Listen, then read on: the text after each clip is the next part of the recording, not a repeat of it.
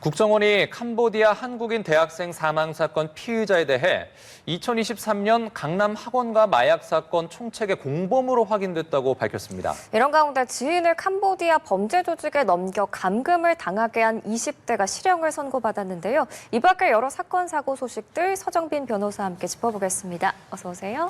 안녕하십니까? 예.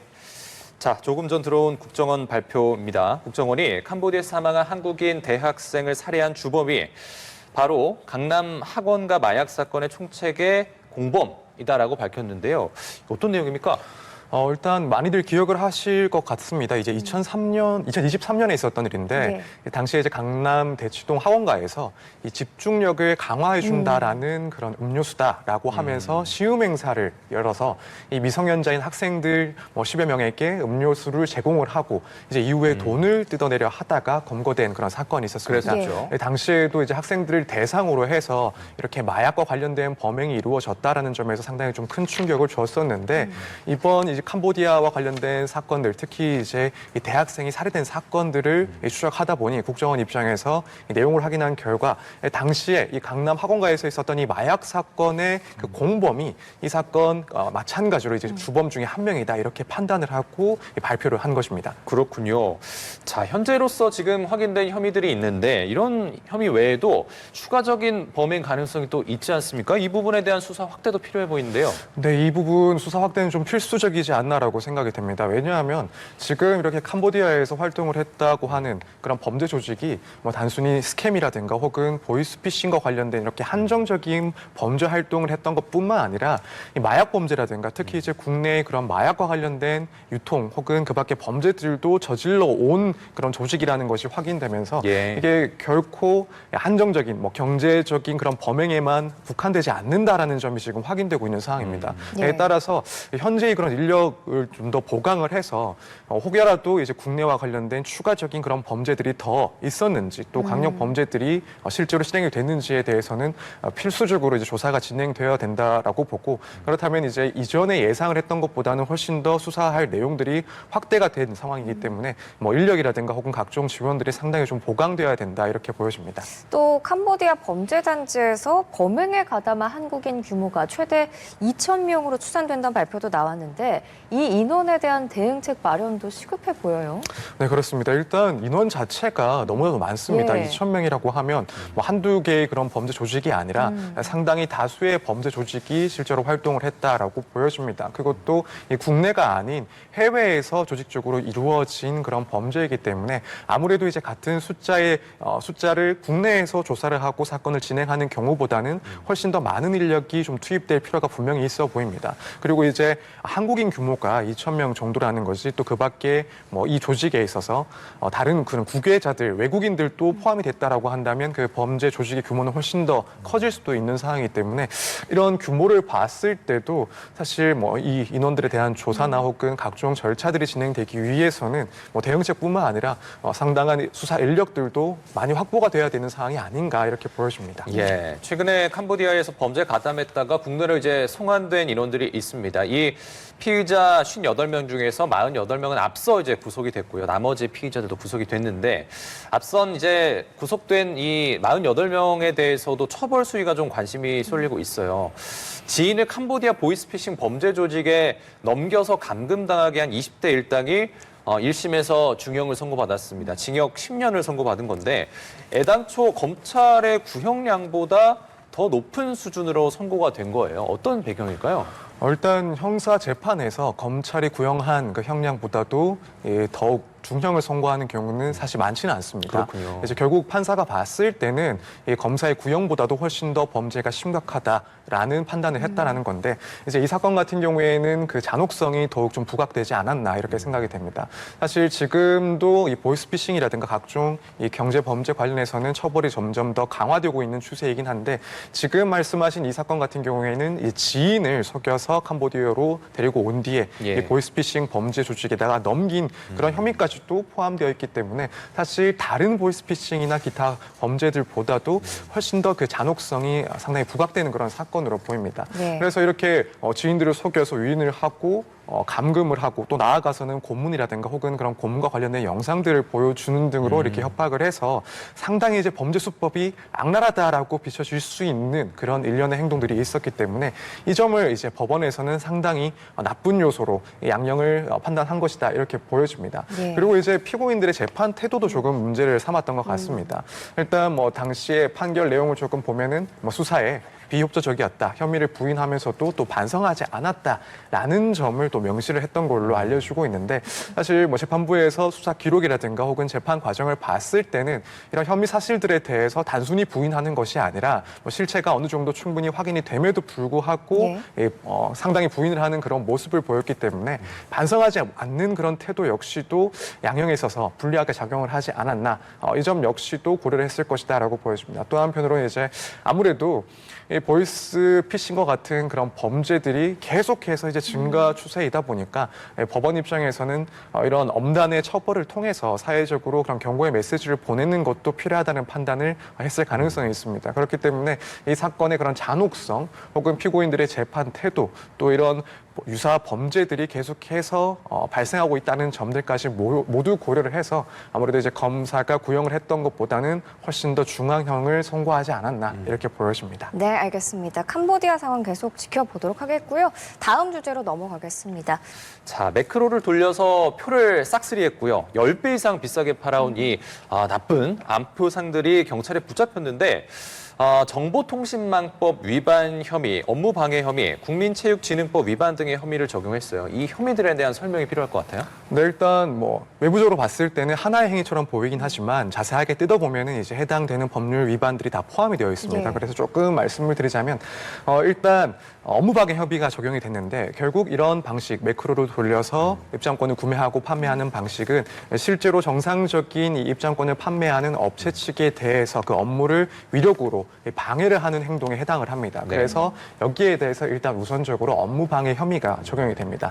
그리고 이제 정보통신망법 위반도 문제가 되는데 이런 매크로 프로그램을 이용을 해서 입장권을 예약하는 그런 행위 자체가 결국에는 불법적인 프로그램을 이용을 해서 이런 예매 시스템에 무리를 주거나 혹은 정상적인 처리를 방해하는 그런 혐의가 포함되는 것이기 때문에 마찬가지로 이 정보통신망법 위반까지도 문제가 됩니다. 예. 또 한편으로는 작년부터 이제 국민체육진흥법 규정이 또 하나 신설이 돼서 예. 이런 매크로 프로그램을 이용을 해서 경기장의 그런 입장권을 구매하고 판매하는 행위에 대해서는 처벌하는 또 규정을 새로 두고 있습니다. 예. 마찬가지로 이 사건의 경우에는 이 규정 역시도 위반한 것으로 평가를 할 수가 있기 때문에 이 혐의가 적용돼서 모두 세 가지의 법률이 적용이 되고 각각의 혐의에 대해서 수사 그리고 재판까지 이어질 것으로 보여집니다. 예.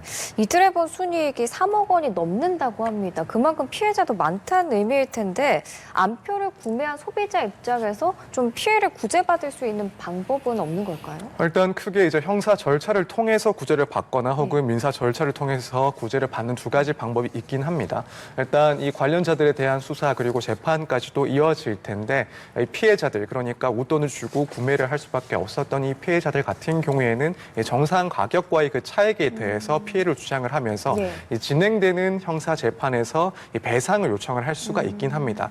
다만 이제 이런 절차 자체가 무척 생소하기도 하고 실제로 진행하는데 조금 까다로움이 있기 때문에 피해자들 입장에서는 현실적인 구제 방법이 안 될 가능성도 있지 않나 이렇게 생각이 되고 또 한편으로는 이제 민사 손해배상 청구를 해볼 가능성도 있어 보입니다. 예. 마찬가지로 이제 이 웃돈과 이 정상적인 그런 그 금액과의 차액 이 부분에 대해서 손해를 주장을 하면서 이 배상 청구를 할 수가 있는데 사실 이제 개인으로 따지자면 이 금액 자체가 크지 않기 때문에 이 몇만 원을 위해서 민사소송을 제기한다라는 것이 상당히 좀 어려울 수가 있습니다. 시간이라든가 혹은 비용적인 측면에서 오히려 이제 더 손해가 될 수도 있다라는 판단을 할 수가 있는데 이제 만약에라도 이런 피해를 본 사람들끼리서 좀 공동으로 소송을 진행을 하게 된다면 결국에는 조금 뭐 비용이라든가 노력이 생각보다는 많이 들지 않을 가능성이 있고 결국 형사 재판에서 이들의 잘못이 확인이 된다면 이제 민사 소송에서는 사실 그런 피해액을 입증하는 것은 무척 쉬운 일이기 때문에 이 피해를 본 소비자들 입장에서는 이런 좀 공동의 그런 민사 소송을 제기해 보는 것도 한 가지 방법이다 알아두시면 될 것 같습니다. 예, 조금 전에 뭐 정보통신망법 위반 관련해서 매크로 프로그램을 개발한 또 제작자들도 따로 이제 검거를 해서 조사 중이라고 해요. 그래서 조사가 빨리 좀 이루어졌으면 좋겠고, 자 이렇게 매크로를 이용해서 좀 불법적인 티켓 싹쓸이 현상이 계속되고 있는데 프로스포츠 단체 입장에서나 혹은 예매하는 플랫폼 입장에서 이런 부분을 어떻게 법적으로 어떻게 대응해야겠습니까? 사실 결국에는 이런 행위들이 앞서 설명을 드린 것처럼 뭐 형법상 업무 방해가 문제가 될 수 있고 정보통신망법 위반 또 이제 국민체육진흥법 위반 문제가 될 수 있기 때문에 이제 관련해서 뭐 프로스포츠 단체라든가 혹은 예매 플랫폼 입장에서는 이런 정황들이 포착이 된다면 이 부분에 대해서는 결국 수사를 적극적으로 의뢰를 하고 그 진행 사항에 적극적으로 참여하는 방식으로 이 피해를 조금 회복을 하는 그런 방법이 사실상 뭐 일단 법적으로는 유일하지 않나라고 생각이 됩니다. 물론 이제 기술적으로 이런 불법적인 프로그램을 이용하는 것을 포착할 수 있는 시스템을 마련하는 것이 선제적으로 이어지긴 해야 되지만 일단 법률적으로 뭔가 피해를 보전받고 예방할 수 있는 것은 결국에는 이런 수사기관에 대한 적극적인 신고 그리고 협조가 좀 필요하지 않을까 이렇게 생각이 됩니다. 사실 이런 입장권과 관련해서는 국민체육진흥법이 시행된 지가 지금 1년 정도가 지난 상황이라서 뭐 아직까지 뭐 극단적인 효과를 보고 있다라고 하기엔 조금 시간적으로는 이른 감이 없지 않나 생각이 들지만 뭐 개인적으로는 조금 더 이 제도가 정착이 된다라고 한다면 결국에는 이런 안표 문제는 줄어들지 않을까라고 생각이 됩니다. 다만 뭐 정부 차원에서는 일단 그런 시간이라도 또 단축을 하기 위해서는 특히나 이렇게 뭐 공연이라든가 혹은 각종 입장권에 대한 안표들이 상당히 기승을 부리는 그런 시기가 분명히 있을 네. 텐데 이때는 보다 좀 집중적인 단속을 통해서 예방을 하는 그런 필요가 있지 않나 이렇게 생각이 됩니다. 네, 알겠습니다. 야구를 사랑하는 팬들의 마음을 악용하지 않았으면 좋겠습니다. 이제 다음 주제로 넘어가 볼게요. 경남 함안해안 농장에서 수확을 앞두고 있던 감나무의 감들이 하룻밤새 모두 사라지는 절도 사건이 발생했는데 피해 금액이 900만 원어치라고요? 네, 그렇습니다. 이제 수확을 앞둔 농작물, 이 감을 통째로 도난을 당하는 그런 사건이 발생을 했고, 예. 이제 감나무 120그루에서 이 감을 절도를 했다라고 합니다. 예. 이걸 뭐 10kg들이 이 상자 기준으로 한다면 300상자 분량이고, 피해금으로 따지자면 말씀하신 것처럼 이제 900만 원의 상당 도난이라고 합니다. 그래서 아무래도 뭐 수확을 앞둔 농민의 입장에서는 결국 이런 큰 피해를 입은 것이 상당히 좀 경제적인 큰 타격이 있지 않을까 예. 상당히 걱정이 되는 그런 사건입니다. 예. 그렇군요. 자, 현재 경찰이 이 절도범에 대해서 전문 농작물 절도범일 가능성을 좀 염두에 두고 CCTV 영상을 좀 분석을 하고 있다고 해요. 전문 농작물 절도범은 또 뭡니까? 그러니까 저도 사실은 좀 생소한 그런 표현이긴 한데 범행 내용을 보면 아무래도 이런 전문적인 일당의 소행이 아닌가라고 생각을 할 수밖에 없는 것 같습니다.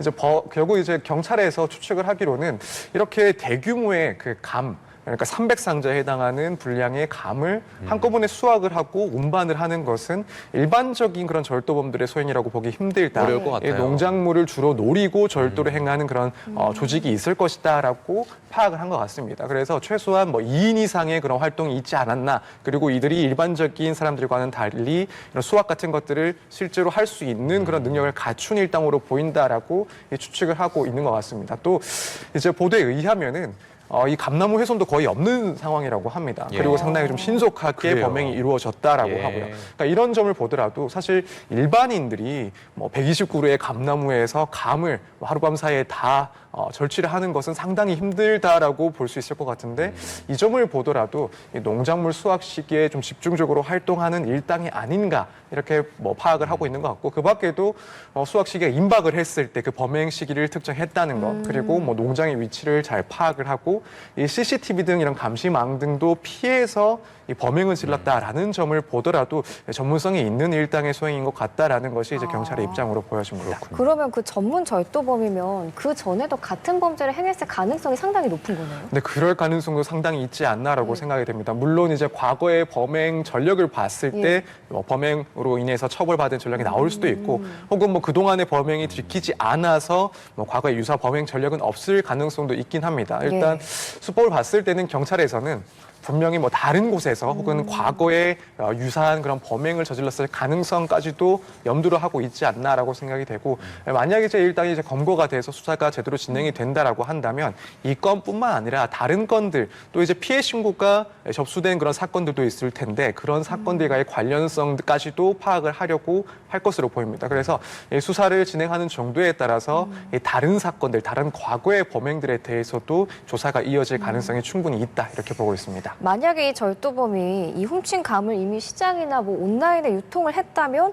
이를 모르고 매입한 상인이나 중개 플랫폼에도 법적 책임이 따를 수 있는 건가요? 일단 이걸 몰랐다라고 하면 거기에 대해서는 법적인 책임을 묻기는 상당히 힘듭니다. 다만 이제 간혹 이것을 알고도 워낙 뭐 저가에 이제 매입을 할 수 있는 그런 저렴한 기회라고 가격에. 보고 그렇다면 사실 이런 범행에 대해서 어느 정도 인식을 하고 구입을 하는 그런 상인들도 있을 수가 있습니다. 이런 중개 업체 같은 경우에는 결국에는 작물죄 에 해당을 하기 때문에 처벌을 받을 수가 있습니다. 또 한편으로는 설사 이제 확정적으로 이것이 절도된 물건이다라는 것을 몰랐다 하더라도 너무 지나치게 다른 그런 제품들과 비교했을 상품들과 비교했을 때 지나치게 저렴한 가격이다. 그래서 이렇게 뭐 도매상을 하는 중개업을 하는 그런 업체 입장에서는 충분히 그런 절취를 의심할 수 있다라는 정황들이 있음에도 불구하고 이걸 눈 감고 구매를 했다라고 한다면 그 경우에도 사실은 미필적인 고의가 인정이 될 수가 있습니다. 그렇게 된다면 작물취득죄의 그런 처벌이 가능하다라고 보여지고 사실 또 그 밖에 뭐 중개 플랫폼 같은 경우에도 물론 말씀드린 것과 같이 이런 점을 알고 중개를 했다라고 한다면 처벌을 할 수 있긴 합니다만 현실적으로 이제 온라인 플랫폼들 같은 경우에는 이런 거래에 대해서 하나하나 파악을 하면서 뭐 중개를 거래하는 경우는 거의 없기 때문에 여기에 대한 처벌은 뭐 현실적으로는 조금 어렵지 않나 이렇게 보고 있습니다. 자, 이 농산물 절도라는 게 사실 해마다 반복될 수밖에 없는 것이고 현행법상 농가 스스로 자체적으로 좀 이 재산을 보호할 수 있는 뭐 법적인 장치나 제도적인 게 있는지 좀 궁금해요. 왜냐하면 뭐 재해나 이런 부분에 대해서는 농작물 재해보험도 사실 있는 것이고 절도 관련한 법안은 좀 없는 겁니까? 네, 일단 현재로서는 이런 직접적으로 피해를 이런 농산물에 대한 절취에 대한 피해를 보상할 수 있는 그런 구체적인 법률 혹은 법적인 제도는 좀 찾아보기 힘든 것 같습니다. 물론 이제 이런 사건이 발생했을 때 사후적으로 이런 범행에 대해서 엄단히 처벌을 하는 것도 중요하긴 하지만 미리 이제 이런 범행들을 예방을 하거나 혹은 피해를 지원할 수 있는 그런 시스템이 조금 더 마련돼야 되지 않나라고 보여집니다. 이제 뭐 조금 확인해 봤을 때 일단 뭐 여러 지자체들 중에서 이런 농산물의 절도 예방을 위해서 각종 CCTV 설치 지원 사업을 행하고 있는 그런 단체들도 많이 있다라고 확인이 됩니다. 그렇기 때문에 뭐 이런 무인 경비 시스템이라든가 혹은 뭐 잠금 장치의 보강을 지원한다든가 혹은 뭐 CCTV의 설치들을 지원하는 그런 제도가 마련되어 있는 지자체들이 많기 때문에 이런 지원들을 조금 더 확대하는 방안 역시도 이 범행을 예방하는 데 상당히 효과적일 것이다라고 보여지고 한편으로는 이제 이런 사건이 발생했을 때 경제적인 지원을 조금 할 수 있는 그런 제도들은 조금 더 봉황이 되어야 된다라고 보여집니다. 물론 이 범죄 피해자에 대한 전반적인 그 지원을 하는 제도는 있긴 합니다만 사실 조금 더 구체적으로 이런 농산물 피해를 입은 이 농가 업체들에 대해서는 훨씬 좀 신속하거나 혹은 현실적인 그런 피해 지원을 하는 그런 방안들도 조금 마련될 필요가 있지 않나. 이 점에 대해서는 검토가 좀 필요하다 개인적으로는 생각을 하고 있습니다. 예, 알겠습니다. 이제 마지막 주제입니다. 오늘 오전 10시 10분부터 진행 중인 김건희 씨 자본시장법 위반 사건에 대한 3차 공판 소식 짚어보겠습니다. 특히 오늘 오후 공판 때는 공천 개입 의혹의 핵심 인물인 명태균 씨가 증언대에 서죠. 네, 그렇습니다. 이제 이 사건 혐의 중에 결국엔 정치자금법 위반과 관련해서는 핵심 당사자라고 할 수 있는 명태균 씨가 이제 오늘 재판에서 증인신문으로 나서게 됩니다. 예. 이제 여론조사 무상 제공 그리고 공천 약속의 혐의의 당사자이기 때문에 아무래도 오늘 재판에서의 그런 증언 내용이 상당히 중요하다라고는 뭐 검찰 측이나 혹은 변호인 측에서 당연히 인지를 하고 있을 상황입니다. 일단 특검 입장에서는 결국 오늘 증인신문을 통해서 이 김건희 씨가 공천과 관련해서 실질적인 영향력을 행사를 했고 또 그 대가로 여론조사를 서비스 받았다, 무상으로 제공받았다라는 이 대가성 그리고 부정한 청탁에 대해서 상당히 입증에 집중을 할 것이다라고 보여집니다. 이제 네. 반면에 김건희 씨의 변호인단 입장에서는 명 씨의 증언이 오늘 어떻게 나올지는 모르긴 하겠습니다만 뭐 김건희 씨에 대해서 이제 상당히 뭐 불리한 증언이 나왔을 때는 뭐 신빙성을 탄핵하는 쪽으로 상당히 집중을 할 것이다. 그리고 뭐 만약 공천 약속이 있었다라는 진술이 나온다 하더라도 뭐 직접적으로 김건희 씨가 여기에 대해서 개입한 사실에 대해 알고 있는지 그렇지 않은지 이런 부분들을 조금 집중적으로 따질 가능성이 있지 않나. 그래서 양측의 상당한 공방이 이어질 것이다라고 충분히 예상을 할 수가 있는 그런 절차입니다. 예, 그러면 혹시 김건희 씨가 직접 발언권을 얻어서 명 씨에게 질문을 할 가능성도 있을까요? 일단 가능성은 뭐 배제는 할 수가 없습니다. 형사재판에서 당사자인 피고인이 직접 질문하기 위해서는 재판장의 허가를 먼저 구하고 증인신문에 나설 가능성도 그럼 일단 이론상으로는 가능은 합니다만 이제 현실적으로 진행되는 절차를 조금 보자면 대부분의 경우에는 변호인을 통해서 자신이 하고 싶은 추가적인 질문들을 대신해서 질문하도록 하고 답변을 듣는 방식이 상당 부분 진행이 됩니다. 그래서 일단 오늘 뭐 재판 과정에서 변호인이 미리 준비한 증인신문을 듣다가 김건희 씨가 직접 추가적으로 하고 싶은 그런 질문이 있을 때는 일단은 뭐 변호인을 통해서 그런 내용들을 다시 한번 질문하고 확인하는 방법으로 증인신문이 이어지지 않을까 이렇게 예상을 좀 하고 있습니다. 자, 오늘 정말 치열한 증인신문 경쟁이 될 것 같습니다. 특검팀 그리고 변호인단 명태균 씨를 상대로 각각 어떤 전략 또 어떤 질문으로 증인신문을 좀 진행할 거라 예상하세요?